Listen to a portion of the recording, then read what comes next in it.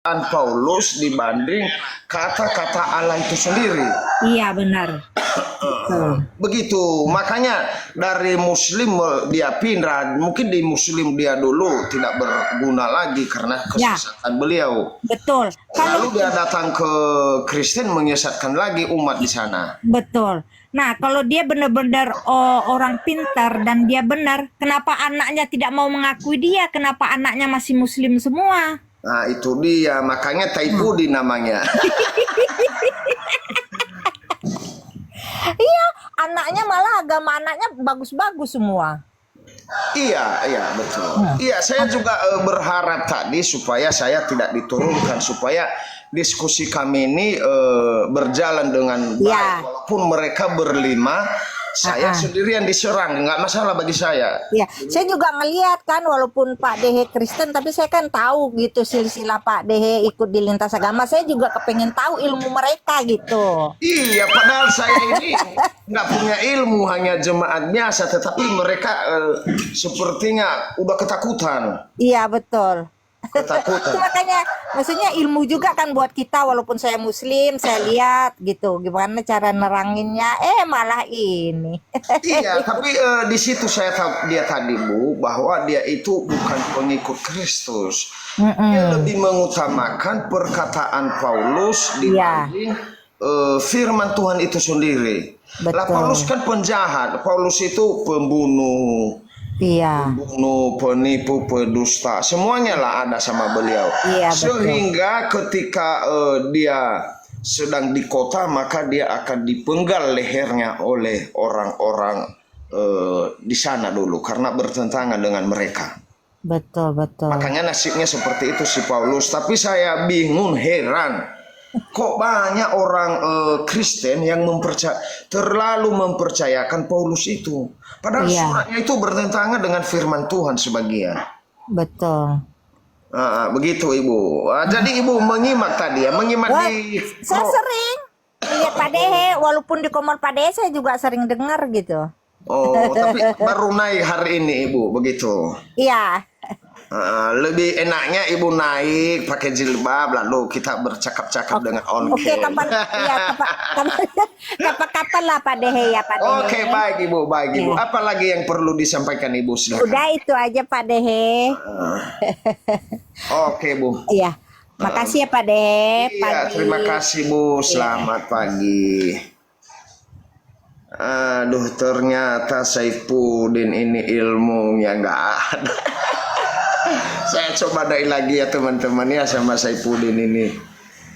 Aduh ya, teman-teman, saya ingatkan lagi bahwa saya live hari ini tidak lama. Mungkin karena ada Pak Saifuddin tadi, makanya saya tertarik buka Komal ini. Sesungguhnya saya sudah mandi dan berangkat sekarang karena ada beberapa pekerjaan kemarin.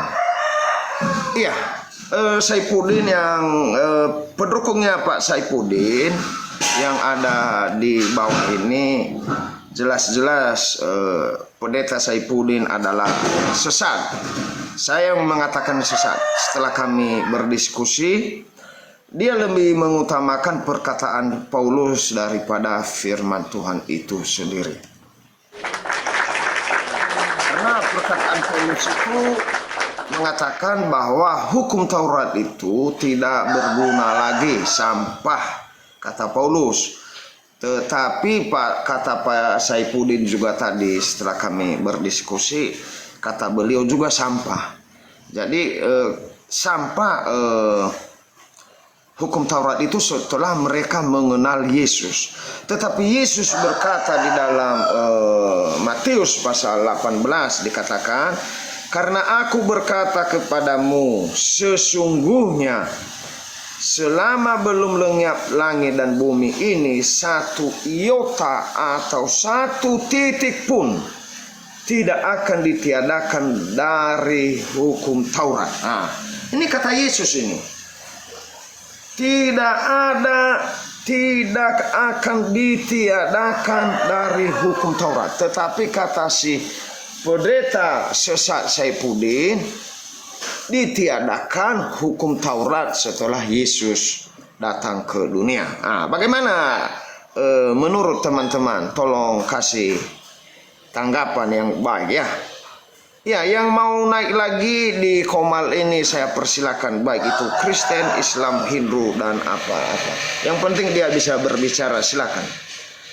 Siapa yang sesat ini? Saifuddin atau Paulus?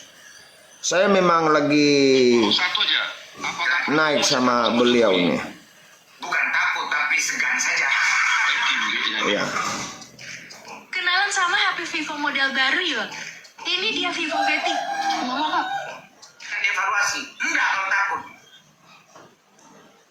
Ya, sebentar dulu teman-temannya. Si Saifuddin nggak nerima lagi.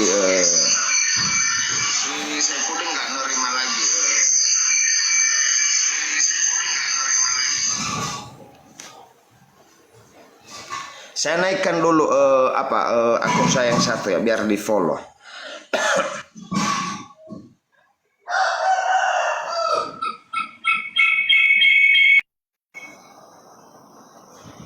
Ya, teman-teman, ini adalah akun saya yang satu, yang kecil. Yang belum follow silakan di follow. Apa itu?